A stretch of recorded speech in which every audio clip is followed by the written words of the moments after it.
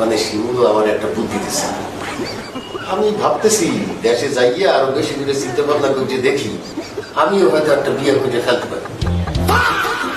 আমি যদি বিয়েটা করি সব কাজ তো তোমাকে করতে দেবো, তোমাকে আমি খবর দিয়ে দেবো। ঠিক আছে? বাসা একবার যাও একবার আও, সমস্যা না ঠিক আছে।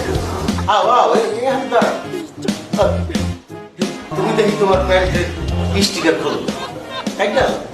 ওটা একটা নিউ ট্রেন্ড স্টাইলার। বাহ, সুন্দর, অনেক সুন্দর একটা স্টাইল। তোমার কাছ থেকে অনেক কিছু শিখতে লাগলাম। আমি এখন থেকে আমার পাঞ্জাবের স্টিকার খুলবো না। ও তুমি যে দুইটা চাকরি দিয়েছো না, একটা কিন্তু পয়সা আনাইছি, খুব সুন্দর খুব সুন্দর। ফ্যাশন ডিজাইনার তো কাকা। বেটা আইডিয়া দিচ্ছি কি রান্না করে দিই খাওয়াই দিই, আমি তো জীবনে বলতে পারবো না। আমার বিয়েটা শেষ করি, শেষকালে তোর লাগিয়া একটা খুব সুন্দর এবং বড় লোক দেখে মাইয়ে খুঁজে পাই। Thank you so much. Shimul, তুই কথা চলতে আছিস, আমাকে তো পরীক্ষা পরীক্ষা থাকে, ওরা থাকতে পারবে না। তুই অবশ্যই অবশ্যই আসবি। তোর লাগে আমি ঘুরবো।